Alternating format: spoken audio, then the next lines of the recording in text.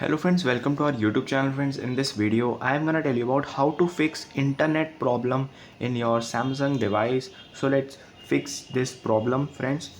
If your internet connection is keep crashing or not downloading your applications or movies, how you can fix them? By doing that, you have to just open your settings, then click on this connections sim manager, and then you have to click on this. So there it is not showing any sim. You have to tap on here and click here access point name. Tap on this settings and you have to reset to the default. By doing that, it will restore or reset your internet connection.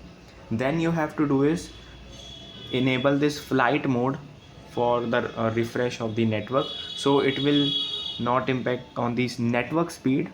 So it will be constant speed and it will be in high speed also.